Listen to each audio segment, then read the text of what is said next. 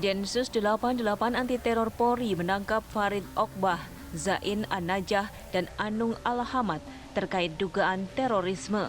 Menko Polhukam Mahfud MD menyebutkan bahwa Densus 88 sudah lama membuntuti Farid Okbah. Mahfud mengatakan Densus 88 tidak akan menangkap seseorang tanpa didasari bukti yang kuat. Dia menyebut Densus 88 sudah melakukan pelacakan sejak lama dan semua sudah dibuntuti secara pelan-pelan. Karena jika langsung ditangkap akan dianggap berlebihan jika tidak memiliki bukti yang kuat. Karena Undang-Undang Nomor 5 Tahun 2018 tentang terorisme mengatur tidak boleh sembarangan menangkap orang. Mahfud MD menambahkan, pemerintah sering dituding kecolongan gara-gara ledakan bom. Dia menyebut pemerintah sering dianggap tidak melakukan pencegahan.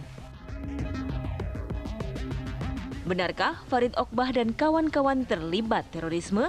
Apa peran mereka masing-masing? Pemirsa di Apa Kabar Indonesia Malam akhir pekan kali ini kami akan mengajak Anda untuk bisa melihat masalah ini penangkapan dari 3 ustadz yang juga sudah ditetapkan oleh polisi sebagai tersangka kasus terorisme ini dari 2 sudut, dari 2 pihak. Selain nanti kita juga akan bisa mendengarkan pandangan dari pengamat terorisme mengenai bagaimana transformasi jamaah Islamiyah. Tapi bagaimana pemerintah kemudian melihat hal ini, upayanya untuk bisa menjaga keamanan di tengah isu ini dan juga bagaimana perkembangan hubungannya dengan MUI. MUI juga seperti itu. Bagaimana melihat kasus ini dan juga evaluasi internal seperti apa yang dilakukan sehingga tidak terulang lagi. Ada salah satu anggotanya, bahkan pengurusnya terlibat dalam terorisme. Kami nanti akan ajak Anda untuk bisa berbincang-bincang dengan 3 narasumber. Ada pengamat terorisme Mas Al Haidar, kemudian juga nanti ada Ketua MUI Bapak Kiai Haji Kholil Nafis. Tapi saya akan bawa Anda untuk bisa mengajak Anda juga untuk bisa mendengarkan ini narasumber yang pertama. Ia juga akan mengajak kita untuk bisa melihat bagaimana provokasi yang terjadi, yang timbul di kalangan masyarakat akibat penangkapan yang dilakukan oleh Densus 88 ini. Yaitu Menteri Koordinator Bidang Politik, Hukum dan juga HAM, Bapak Mahfud MD. Assalamualaikum warahmatullahi wabarakatuh. Selamat malam Pak Mahfud. Waalaikumsalam, Putri. Baik, Pak Mahfud, apa sebenarnya dampak dari tertangkapnya 3 ustadz ini bagi keamanan negara ini, Pak Mahfud? Ya, kita berarti mengantisipasi ya terjadinya teror oleh kelompok-kelompok yang memang teroris gitu ya. Teroris itu kan bagian dari radikal. Jadi radikalisme itu kan ada 3 sebenarnya. Satu yang sifatnya intoleran, semua orang yang tidak sama dengan dia dibenci. Kemudian ada jihadis yang membunuh ini, punya rencana membunuh dan sebagainya. Lalu yang ketiga memang wacana ideologis gitu. Nah, gini dulu pada tahun 2018 ya, ketika terjadi bom di Surabaya itu kan kita rame itu, nggak ada hukum yang bisa dipakai, yang bisa mengantisipasi. Jangan pemerintah dituding kok kecolongan gitu. Akhirnya lahirlah Undang-Undang Nomor 5 Tahun 18 tentang tindak pidana terorisme gitu. Dan inilah dasar Densus bekerja gitu. Oleh sebab itu begini, kalau pemerintah itu memang kalau menghadapi teror itu harus menghadapi 2 risiko. Satu, kalau sudah terlanjur terjadi dituding bahwa pemerintah ini lambat, kalau menangkap lebih dulu ada yang menuding bahwa ini kriminalisasi dan sebagainya.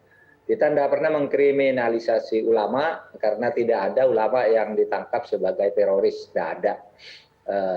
Yang ada ya teror-teror dan itu nanti akan dibuktikan di pengadilan gitu. Pengadilan hukum acaranya juga berbeda. Kalau ada yang berteriak ini kok tanpa didampingi pengacara lalu diangkut, memang beda. Terorisme dengan tindak pidana umum itu dibaca aja undang-undangnya, itu hukum. Dan seorang berpendapat itu adalah bagian demokrasi sehingga kita tidak mempersoalkan orang mengajukan pendapat, menuding, menuduh, mendukung dan sebagainya. Tapi demokrasi itu ada temannya di Undang-Undang Dasar. Namanya nomokrasi, yaitu hukum. Demokrasi itu ya kebebasan untuk berpendapat, menyatakan, mengekspresikan kehendak. Dan demokrasi itu aturan hukumnya. Anda bolehlah berpendapat karena itu hak demokrasi, menuduh pemerintah macam-macam. Tapi hati-hati, ini ada nomokrasi. Anda berkata Majelis Ulama dibubarkan, gitu kan? Itu bagian demokrasi, tapi orang yang membela majelis ulama itu diperlukan, itu juga bagian dari demokrasi. Lalu kita lihat demokrasinya, hukumnya bagaimana gitu. Sehingga hidup bernegara ini tertib. Itu Putri Viola. Ya, Pak Mahfud sudah sempat disinggung sedikit oleh Pak Mahfud karena memang di kalangan masyarakat saat ini yang beredar bukan hanya tudingan-tudingan seperti itu kepada pemerintah, tapi juga ada upaya-upaya provokasi. Kalau Pak Mahfud tadi sudah menyinggung bahwa bubarkan MUI, satu lagi juga berkata, ayo kita jihad kemudian berhadapan dengan Densus 88. Bagaimana Pak kemudian untuk bisa menghindari hal seperti ini, upaya provokasi lebih jauh kepada masyarakat?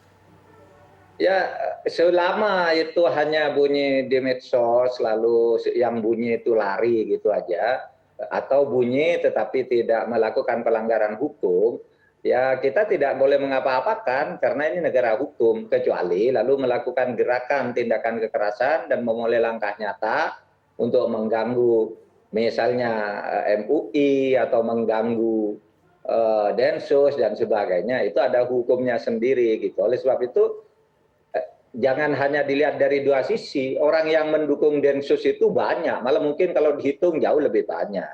Orang yang mendukung Majelis Ulama juga banyak, kalau dihitung jauh lebih banyak. Jadi kita tidak usah terpengaruh dengan sekelompok orang yang nyerang lari itu kan di medsos banyak begitu, yang tidak jelas. Nah yang jelas pun ya kita biarkan aja, kan cuma usul gitu. Nah usul itu ya kita catat semuanya gitu, tetapi ada yang boleh dikabulkan, ada yang boleh tidak. Karena dulu pernah kan terjadi di sebuah daerah, LSM usul begini, lalu pemerintahnya, bupatinya setuju, lalu terjadi kekacauan di situ. Lalu LSM-nya ini kan usul Anda, usul LSM. LSM hanya bilang begini akhirnya, yang nyuruh-nyuruh bupati itu. Saya kan hanya usul gitu. Kalau terjadi sesuatu itu kan harus Anda yang menyelesaikan. Nah, nggak boleh begitu. Berdemokrasi itu harus fair. Jadi Anda usul, harus pemerintah menghitung akibatnya. Kalau usul Anda yang misalnya brutal agar membubarkan Densus dan sebagainya dituruti, lalu terjadi lagi hal-hal seperti dulu, di mana teroris itu tidak bisa ditangkap dengan sebuah dasar undang-undang, dengan ukuran-ukuran ketentuan undang-undang, malah kita nanti kecolongan semua gitu. Seperti yang di Surabaya itulah contohnya. Lalu pemerintah dituding kecolongan. Yang di Makassar juga masih dituding kecolongan. Di polisi ada teroris masuk dituding kecolongan. Nah, kalau bertindak lebih dulu dituding terlalu cepat gitu. Ya marilah kembali ke hukum aja agar negara ini aman. Kan gitu aja, Putri. Iya, Pak Mahfud, hubungan pemerintah dengan MUI sekarang seperti apa, Pak? Oh baik sekali, baik sekali. Saya kan sering diundang ke MUI. Baru seminggu lalu saya juga bicara di MUI di Majelis Fatwa. Yang konon kalau di foto yang ada si Naen itu juga ada di situ menurut staf saya. Hadir waktu saya berceramah di MUI di dalam satu rakernas Majelis Fatwa itu. Jadi baik, dan mungkin besok saya juga akan bertemu dengan MUI besok siang gitu ya untuk membicarakan ini. Itu satu. Realitasnya kami bekerja sama dengan baik. Undang-undangnya juga mengatakan begitu ya. Kalau saudara baca di pasal 1 butir 7 Undang-Undang Jaminan Produk Halal itu disebut begini. MUI adalah wadah permusyawaratan antara ulama, zu'ama, dan cendekiawan muslim. Zu'ama itu pemerintah, pemimpin yang formal itu pemerintah, sama dengan umaro, sering dikatakan umaro itu sama dengan zu'ama. Jadi kami memang bekerja sama dalam banyak hal gitu. Dan selama ini tidak pernah ada ketegangan sih dengan Majelis Ulama gitu. Baik-baik saja gitu. Baik, harapan Pak Mahfud agar hal-hal seperti ini juga tidak terjadi lagi terutama di MUI sehingga kemudian kepercayaan masyarakat jadi berkurang, Pak. Ya, mudah-mudahan MUI juga lebih selektif ya, karena itu kan lembaga permusyawaratan para ulama, tetapi ketika membentuk pengurus, mereka mengadakan muktamar atau munas sendiri, memilih sendiri orang-orangnya, dan itu merupakan sebenarnya federasi dari ormas-ormas Islam dan tokoh-tokoh perorangan masuk di situ. Nah mudah-mudahan MUI itu terus menseleksi orangnya dari pusat sampai ke daerah itu berdasar apa yang kita sebut mitsaqon ghalidho gitu ya, kesepakatan luhur di dalam bernegara itu apa? Kita punya satu dasar negara, dasar ideologi negara Pancasila dan Undang-Undang Dasar 45, dengan wasatiyah Islam, Islam yang bisa bekerja sama dengan siapa saja tanpa diskriminasi, dan itu sudah kesepakatan kita wasatiyah Islam itu, sehingga hidup bernegara ini menjadi baik gitu. Tidak sembarang menuding pemerintah, tidak lalu menyalah-nyalahkan Densus dan sebagainya. Ya kita arahkanlah Densus itu agar bekerja profesional dan proporsional, tapi juga mereka punya pertanggungjawaban juga untuk itu. Kan selama ini kalau ditangkap oleh Densus kan tidak bisa dibuktikan gitu. Karena memang mereka bekerja itu surveillance-nya lama gitu, membuntutinya itu lama sehingga bukti itu kuat. Cuma tidak bisa dikatakan tolong dong dibuka buktinya sekarang, nggak bisa. Kalau dibuka buktinya sekarang jaringannya yang lain terbuka, nanti dibuktikan di pengadilan. Menurut hukum acaranya itu nanti di pengadilan. Kalau sekarang minta agar Densus membuka fakta dan bukti, ntar dulu, itu ada prosesnya sendiri. Di pengadilan kalau salah baru kita kerjain sama-sama nih Densus gitu. Kalau sekarang dibuka faktanya begini nih begini, padahal di situ ada jaringan-jaringan yang juga sedang dalam proses surveillance. Saya punya buku tebal sekali tuh tentang itu. Masa saya mau bicara yang begitu? Biar dikerjain saja oleh Densus gitu. Nanti dipertanggungjawabkan di pengadilan, sehingga ukuran-ukurannya itu adalah bagaimana proses penangkapan, kapan paling lama dia boleh didampingi, tidak boleh didampingi pengacara, dan kapan paling lama harus diajukan ke pengadilan. Itu kan sudah ada hukumnya, yang nanti masyarakat akan akan melihat semuanya. Seperti sama dulu kan orang rame-rame membela Abu Bakar Basir, membela Aman Abdurrahman, dan semua terbukti. Dan tadi bisa mengelak sesudah di pengadilan itu.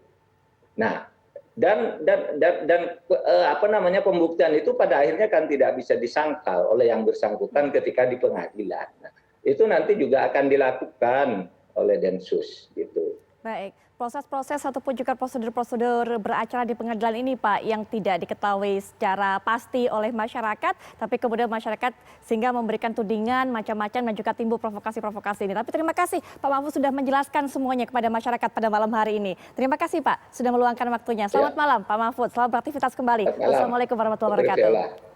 Waalaikumsalam. Baik, ada satu pesan tadi diungkapkan oleh Menko Polhukam Pak Mahfud MD kepada MUI agar lebih selektif untuk memilih jajaran pengurusnya. Bagaimana tanggapan dari MUI nanti kita akan dengarkan.